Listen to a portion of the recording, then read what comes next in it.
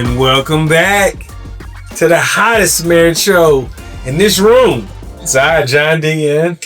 a.k.a. Do. And Too Much Podcast, Rescripting the culture one conversation at a time. How are you? I'm fine. You sure? Yeah, you? Yeah, I'm doing well, thank you. I was wondering, going to get into it, when I think about the word love, it's changed so much for me. I was wondering, how has it changed for you just with me over the years? Like from your first introduction of it, that you can feel emotionally, yeah. And over the course of the years, and when I say it, like, how has it changed as far as not from the emotion to like, as you develop words for it, how has it changed for you? Well, let me ask you, because you said you know how it's changed for you. How has it changed for you? Well, to me at one point, I thought when I said I love somebody, it meant that I cared for you a lot. And when I say cared for you a lot, it meant like you could call and borrow some money or something. Okay. Or like if you got a flat, I would think about you. Mm-hmm. Like enough to, yeah, I can do that. Being with you, it changed because I remember I used to always talk about this in love thing. And when I said in love then, I think I have better words to describe. The in love part was an idea that I created that when you're in it, like you'll do stupid things for somebody. Mm-hmm. Nobody wants to do that. So I always never wanted that because I felt like you had to be stupid to do that. Mm-hmm. So I purposely tried to create ways to get away from it. But when I realized I was childish, in love it was like I would consider your feelings when you didn't ask me to consider them. Because like my life, it was real selfish. And I was thinking, this is so crazy. Please hold this part right here. But I wanted to add this part. It's two young men that's a little older than me that has their own podcast, very popular. And they talk about, if I'm holding your hands in public, that means I love you. Mm. I remember feeling that way. And these guys are older than me now. They really feel that. No, they feel that way now. Mm-hmm. They're older than me now. And I remember feeling like that when I was in my 20s. I could not imagine being where they are, where they think that's where they are. Like it's like they were arrested development in the relationship part of, I'm just holding your hand 20 years ago. Like, that's crazy. But coming back to what's in love, as I mature with you from like 11 to 15, I think during that time, I knew that I thought that was it. That was the max. I wasn't going to be able to love you more than that. But I thought that was the max you could love for somebody too. Mm. But when we moved to Abu Dhabi, I think there was a different, I thought I was courting you then. In Abu Dhabi? Yeah, because he was like, we need to date. Before, we weren't doing that because I couldn't afford that. And, now I feel like I was learning you, getting to know you in different ways. And I know we had like a little period where, we were just kind of passing through. But I think I was still in the process of like loving you. Mm-hmm. So when you guys left Abu Dhabi, I think that's when I realized, like, I didn't know what I was taught. I didn't know. Like, I started writing, and I was just like, I don't know what love is, because I'm like, I love my parents, but they didn't. Kanika loved her parents different the way I love my parents. You know what I'm saying? And I was like, this love is different. And I was just like, I couldn't understand why the way that you were looking at it and the way that I was looking at it was totally different. And I was like, I love my father. And like the most I've ever loved my father, like, I feel like it still doesn't come close to the way that you love your mother. Mm. You know what I'm saying? Like, and I was just thinking about the gaps I had in how I created the word love. So there was one thing I remember you read to me, you wrote to me, or you said something. You just said that if you and I hadn't worked, you just hoped that I understood what love was. And I was just like, or that I was being loved. Yeah. You You know knew what I'm what it, saying? wanted to be loved. Mm-hmm. And I was like, that's crazy. Like, there's so many things that I was just thinking. I was just like, I didn't understand it. But when I used to tell you, I was like, I love everybody. Like, I really did. Like, I do. I love people like that. Like, I'm willing, like, if I know you and I feel like deep down, you're a good person, I want to help you. So I love you. But the love that I have for you, there was a difference because I just kind of made them a general category. I didn't say like, because using love, I'm like, I couldn't describe it. Mm-hmm. You know what I'm saying? As I learned you about love, like I realized that I was like, I was slapboxed instead of hugged as a kid. You know what I'm saying? So my pain was different.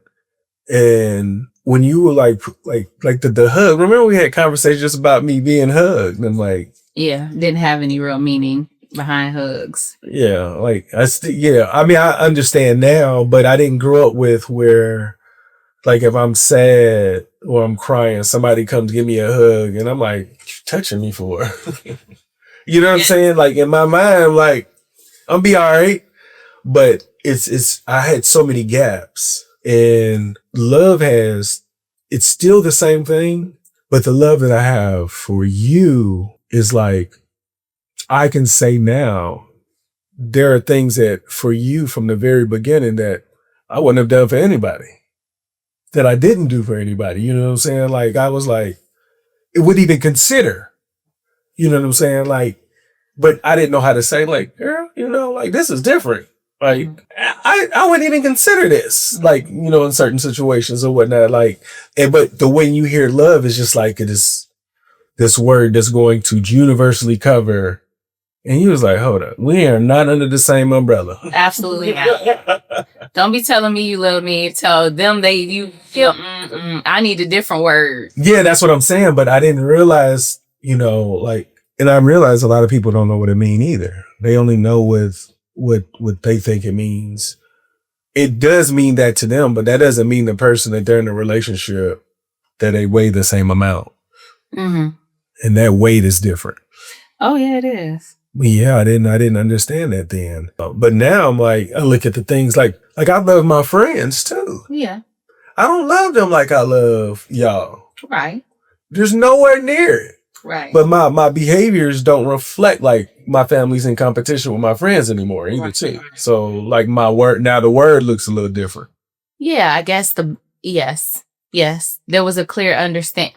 So in the beginning, when there was rap, in the beginning, when John and I first met, I was coming out of an ugly relationship. And so I didn't want to be committed to anybody, but I really liked being around him. And then it grew to the point of like, I loved him and he told me he loved me. So to me, we were on the same page. However, we weren't exclusive because I didn't want a relationship and he didn't want a relationship. So there were other women that he was dating. Like, we're in college, right? Well, if I could smell a LO and a V was around the corner and he was talking about somebody else, I was like, you better say you care about him. Like, don't you ever. But you're right. Now there's no question of how you love me and the family versus how you love your friends. But the lines were blurred in more ways than just, it wasn't a clear, that's just your platonic friend. So love had to be used in a certain way. So for me, if you say, of course, that's my friend, I love her. No, that's not going to work for me. I'm going to need you to find another word. So, but understanding how you grew up, how you look at things, friends really were like family for John when I met him. The use of the word, I get it, but, and I guess that's the other thing is like to him, you were saying, there are things I do for you I wouldn't do for nobody else. But in my head, I was like, I don't care. Don't use that word. And it's a word. And it was fair to say he cared about people, and you can love people. You can. But to me, the love was only romantic. Mm-hmm.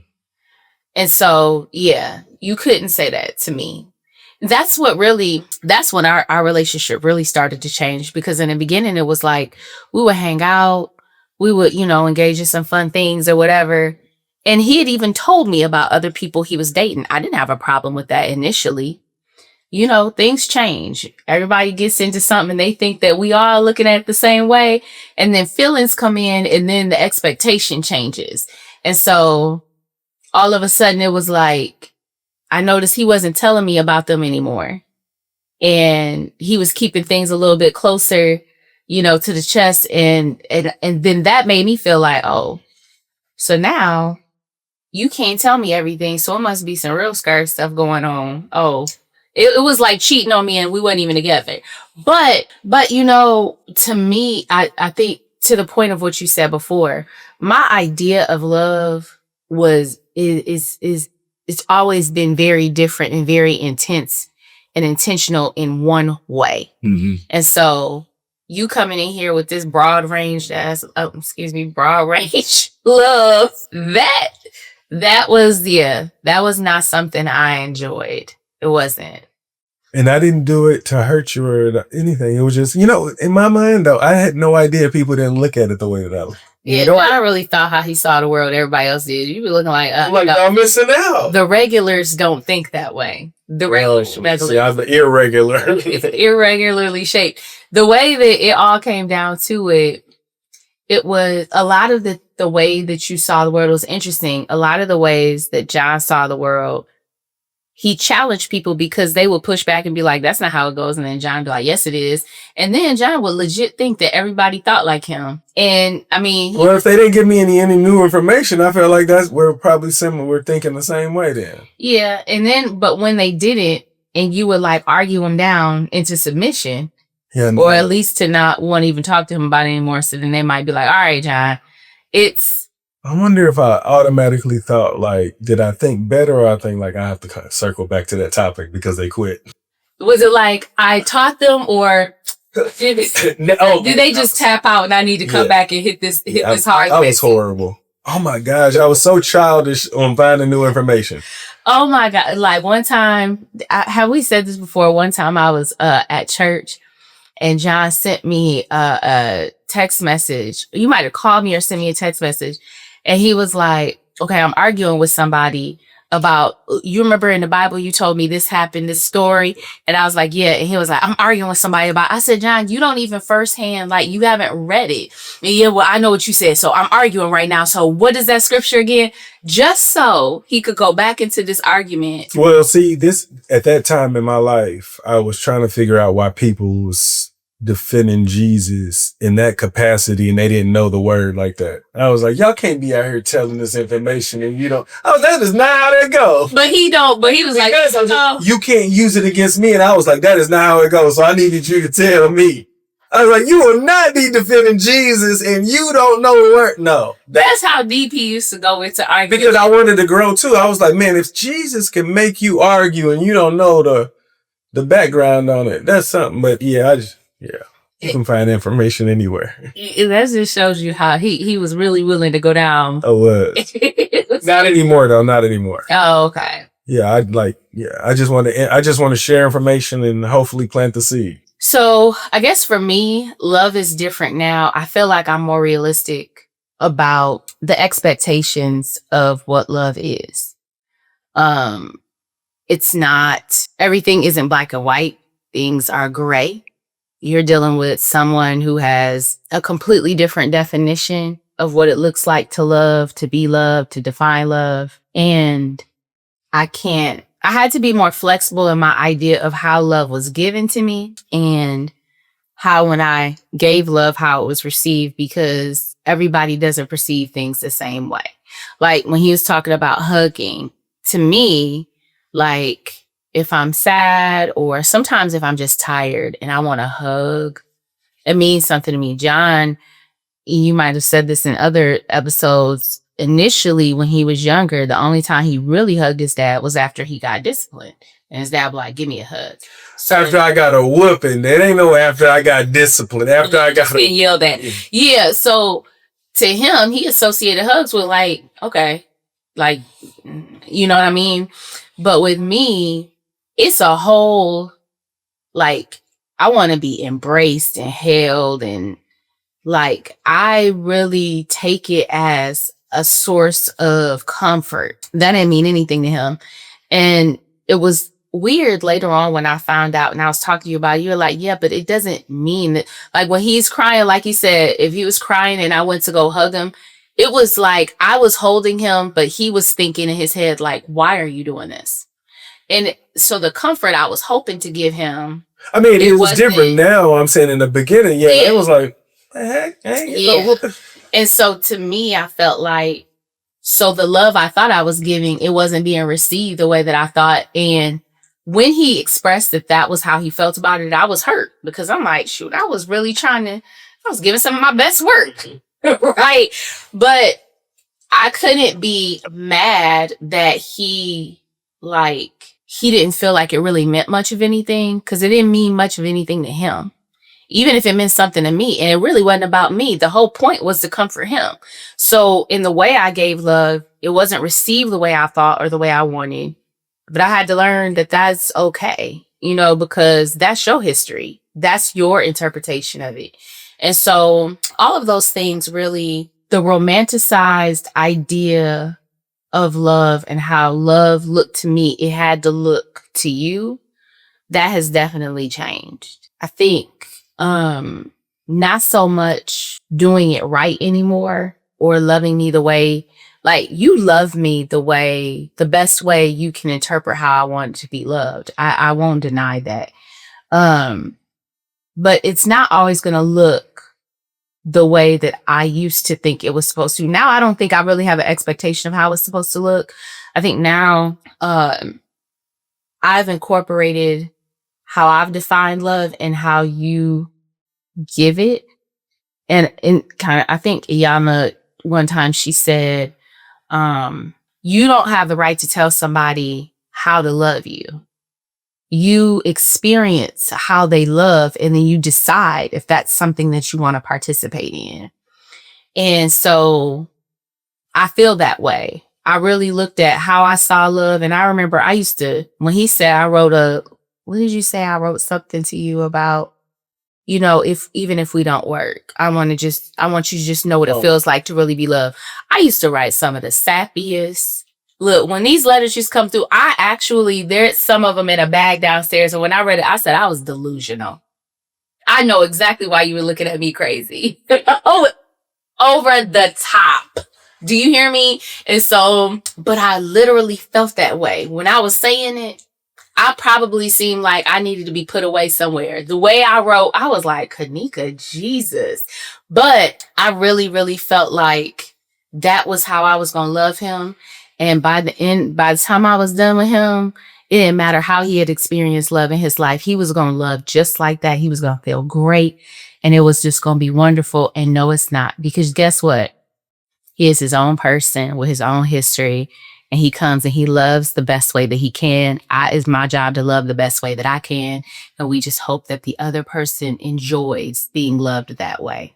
You thought you were going to fall in love with somebody from France. It was like, oh my gosh, her words are so eloquently spoken. Hey, Le Pew up to this mug. But and then that's the craziest thing because there's nothing about how you presented yourself that was like that.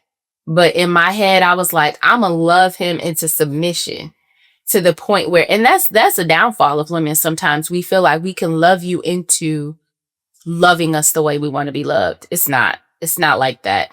But I learned that love in a marriage is literally a mixture of these two people and the way that they express it. It's not going to look exactly how I imagined it would look. And that's okay. Because who's to say that the way that I love you is the best way I know how? The way that you love me is the best way you know how. And if I know that you're giving me the best love that you can give me, it don't have to look like a mirror image of me.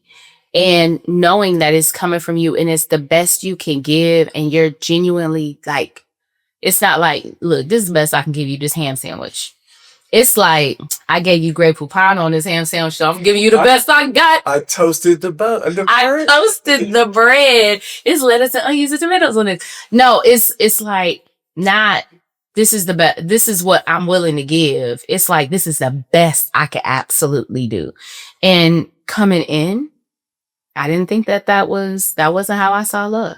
Now, how I see love with you and I, it feels more, it's definitely more genuine coming from you. If you tried to love me the way that I wanted to be, it would feel unnatural coming from you. So I like this love better because this love really is like, it's real between two people. It's not, let me match that energy and look exactly like that. And I don't think that I really thought it was ever going to look like that. But also, growing up, I didn't really see it exchanged until my mom and my stepfather got married. And then it felt like they were giving the same energy, but it did look different. It did look different. I don't know what made me feel like me going out into the world, it was going to be mirror image of, I'm about to put out the sappiest stuff in the world, and then he's going to give me the sappiest stuff back. Yeah. But I was still learning how to spell then. he definitely wasn't writing no letters. Can we talk about these letters? Y'all, those letters will never see the light of day. But it definitely let me know recently when I was looking at it. I was like, wow, that had to have been really scary for you. I told you was crazy. But this is what I want you to know, though. I thought all women treated me that way anyway. Oh, all women were talking to you the way I was? No, they weren't. But I'm saying, like, women treated me differently than me typically. So to me, I felt like that's what women do. Okay. So it wasn't like, I was just like, wow, she put some words together. I was like, I don't even understand most of this stuff. I was like, and you make me feel like, what? How did I get this woman? Yeah. Yeah. I'm like really excited. I ain't know, like, put some words together that like just like come off the tip of your tongue, right, flowing into like a rhythm. I was a mess. I'm like, lock us in a room for 24 hours and we'll smile when we get out. Hey, I know that's right. That was true. But yeah, no. So that's interesting to think about how it looks different. I had never thought about that, but yeah, I like this love. For sure. Anybody you want to give a shout out before we get out of here? No. Well, y'all make today better than yesterday. Don't worry about anything you cannot control. GATA. Get after that action, or that action will get after you. Be great on purpose. Boom.